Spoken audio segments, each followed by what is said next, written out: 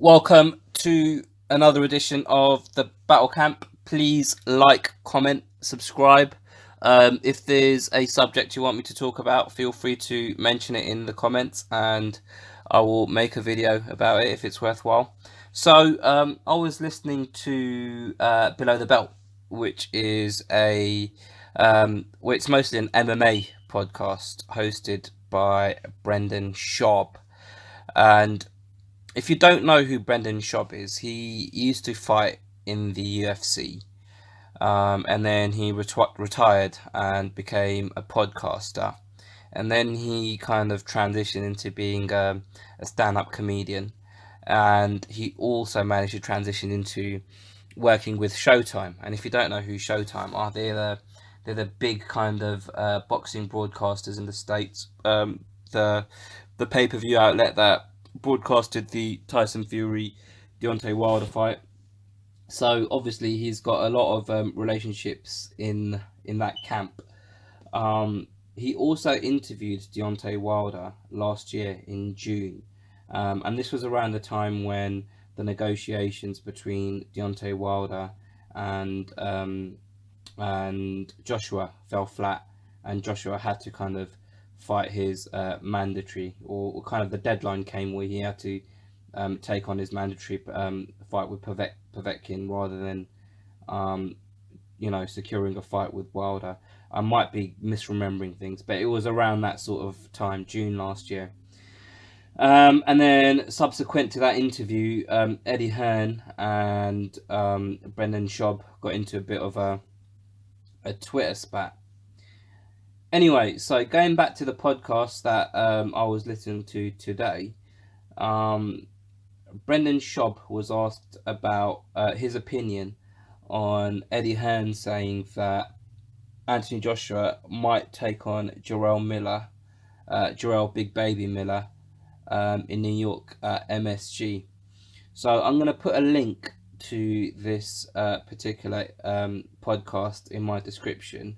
And if you go hit the link, and then if you go to 1 hour, 20 minutes, and 40 seconds, that's 1 hour, 20 minutes, 40 seconds. Around that time is when he's asked the question. And Brendan Schaub rips the fucking shit out of Eddie Hearn. He goes on for a couple of minutes and he goes on this huge, massive rant, calling Eddie Hearn all the names under the sun. So hit the link first, have a watch of that, and then come back to this video. If you can't be fucked to come back, or go to that, go to the video and find it on on the podcast, which is proper easy. I don't know why you wouldn't be bothered to do it. It's literally hit the link and you go to 1 hour 20 minutes. But some people are lazy as fuck. Anyway, if you don't want to do that, I'm gonna just kind of give the main points of as what he said about Eddie Hearn, and then I'll provide some comment around it. So when he was asked about the fact that AJ might face Anthony Joshua might face Jarrell Miller next, Schaub kind of snapped, and he goes, "I'll tell you exactly why this is happening. What we're gonna get is Wilder's gonna fight Fury, and the reason this is gonna happen is because Hearn keeps making childish and immature offers to Fury that he knows that Fury's not going to accept. He just makes insulting offers to cover his backside because Anthony Joshua is the golden goose, and he doesn't really want Joshua fighting these top guys."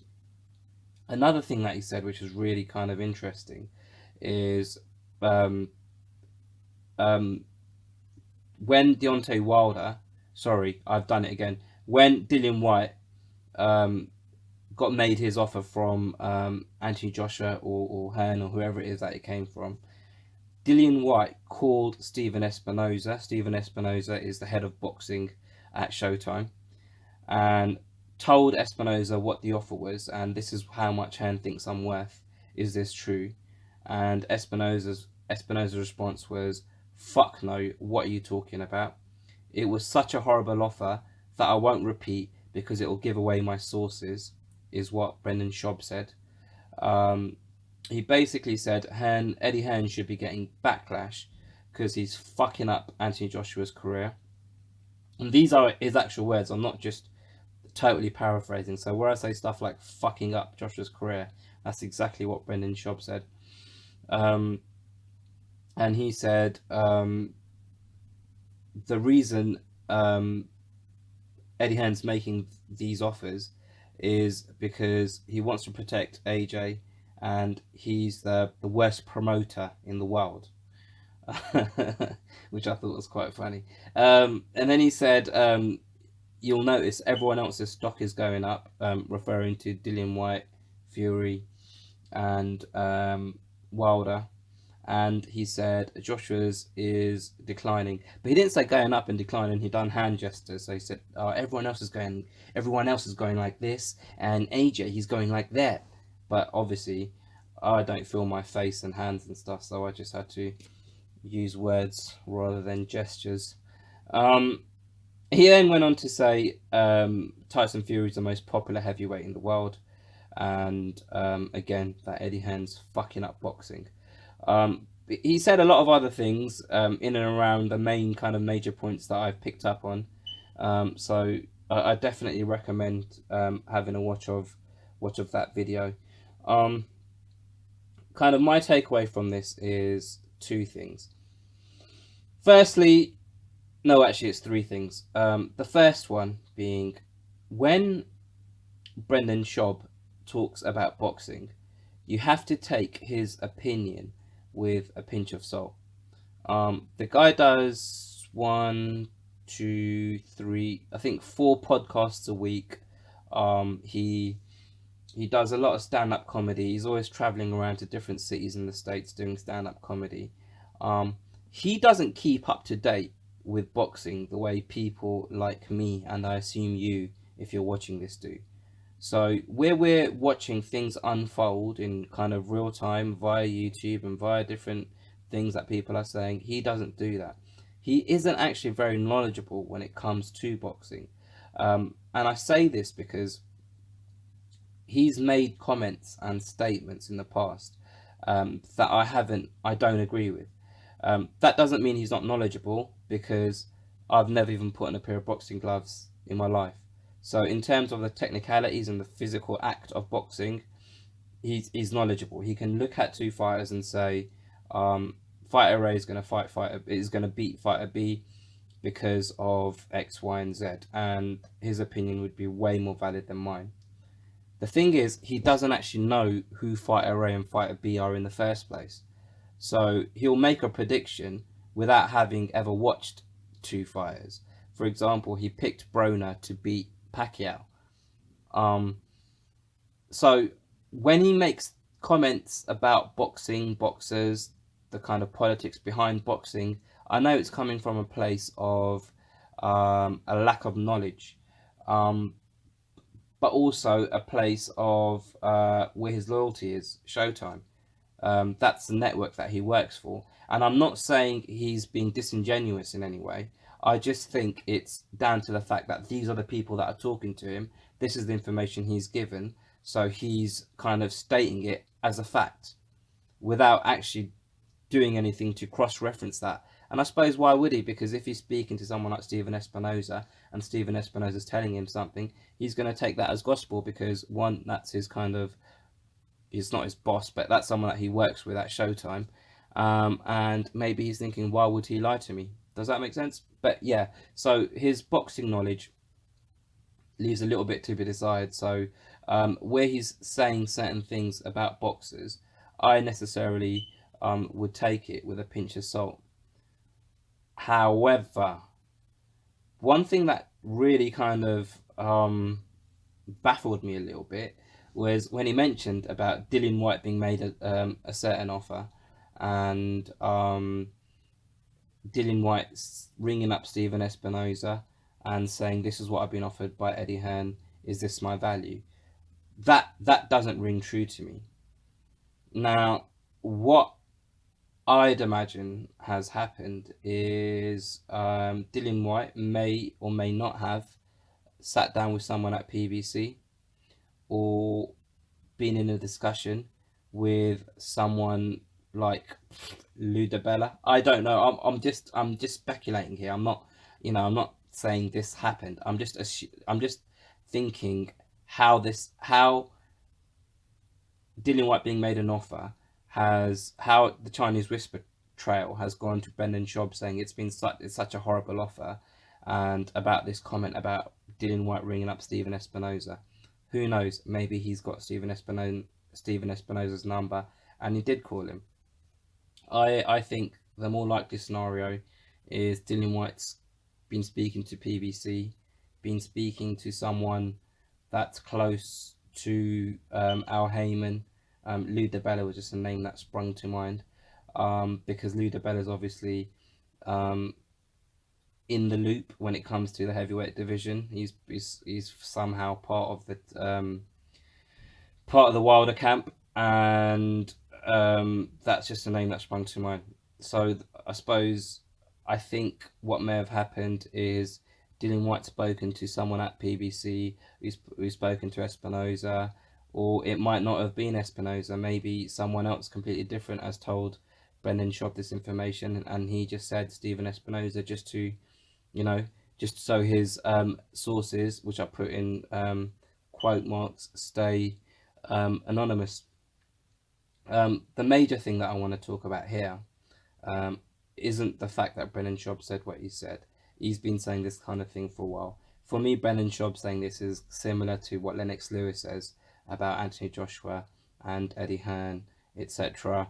It just feels like their starting position in terms of how they've come to form their opinion is skewed, because the information they're getting is very one-sided. So, if two people are having an argument, if all you hear is one person's side of the story, you're going to believe that until you've actually taken the time to listen to both sides and evaluate the information. Can you really come to your own judgment? And I don't think Brendan Schaub is doing this because all of his information is coming from one side. But the major thing that I wanted to talk about off the back of this kind of rant that Brendan Schaub went on is this podcast is below the belt. It is an MMA podcast, but I'd say 90%, maybe even 100% of the audience of this podcast listens to this podcast because of Brendan Schaub's other podcast, which is Fighter and the Kid, which isn't an MMA podcast. It's literally just a comedy, fun time podcast.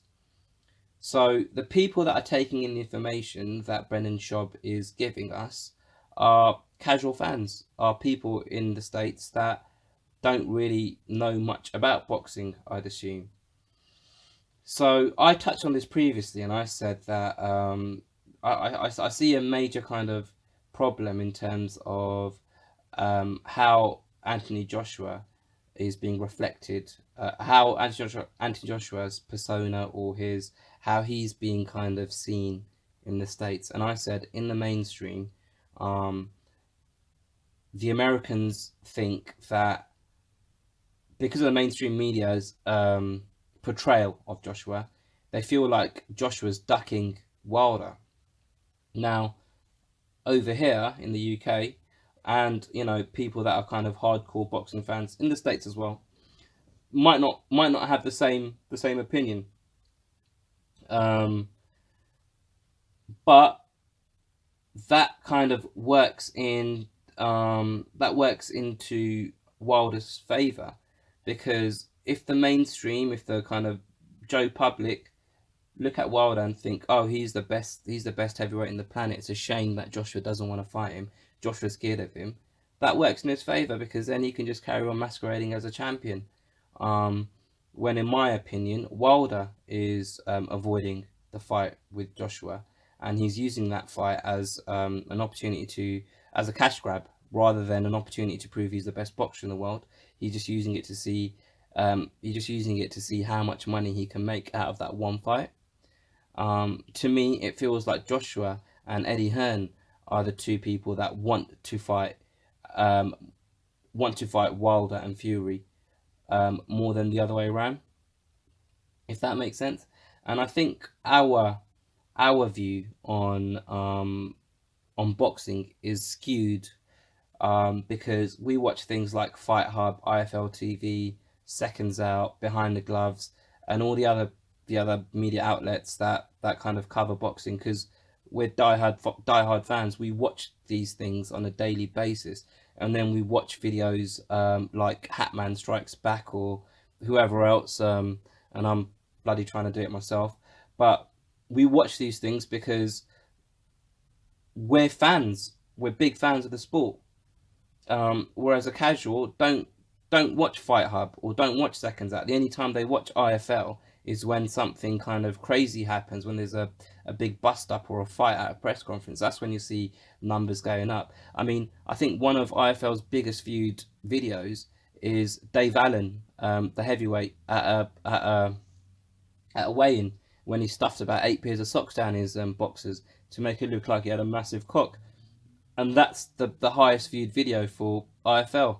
You know, it's not any of these Eddie Hearn interviews where he sits down for an hour. Don't get me wrong, they do good numbers, but they don't capture the casual audience. They only capture boxing fans like myself and you, if you're actually paying attention during what I'm saying. So I think what I kind of take away from this is the outlets that Hearn touches are very hardcore boxing. Who he speaks to are hardcore sports fans. I think if this big baby fight's going to happen, and if it's going to happen in New York, I think Eddie Hearn or whoever kind of books people in to go and speak to TV channels, he needs to get his ass onto Sports Center and speak to Max Kellerman and that fucking annoying Stephen A. Smith. He needs to try and speak to someone like Joe Rogan. He needs to get Joshua into those platforms as well. They need to get their side of the story out more in the States, because right now Wilder hasn't got any pressure at home to fight Joshua, because all of them think Joshua's ducking Wilder. So Wilder's just sitting there in the States, not taking the Joshua fight because there's no pressure. Everyone just thinks, oh no, poor Wilder, man, he's not getting the chance to fight Joshua because Joshua's ducking him. I hope I've made sense here, but yeah, definitely check out the what Brennan Schaub said during that rant on Eddie Hearn, because that'll give you an idea of what casual fans in the States think about Joshua and Hearn. And I suppose in conclusion, if this was a fucking essay in GCSE English, in conclusion, Eddie Hearn needs some sort of PR machine behind him in the States apart from DAZN, because let's face it, DAZN, it's a good platform. It's good if you're a hardcore fan, but you're not speaking to any casuals when you have interviews with DAZN on YouTube. You need to start speaking to the casuals, and in order to do that, you need to go on ESPN, Sports Center. You need to go to non-boxing platforms and speak to those guys there. I'd even suggest going on these podcasts, because let's face it, Eddie Hearn is one suave cunt, and when he speaks, people listen because he knows how to string a sentence together and he knows how to charm you. So he needs to do that. He needs to go on the offensive, and he needs to do something about this, I think, because I think not just the money side. I think the pressure needs to come from the public in the States turning around to Wilder saying, nah, he's a chicken, he needs to fight. Unless that happens, that Team Wilder are happy just not fighting Joshua. Anyway, that's my take on all of this. Feel free to comment, like, share, etc. Yeah, if you agree or disagree, please just put it in the comments and I'll respond back, because I'm not going to work tomorrow, so I'll sit here waiting for you guys to write me and I'll write you back. We could be pen pals. Anyway, I'll see you next time.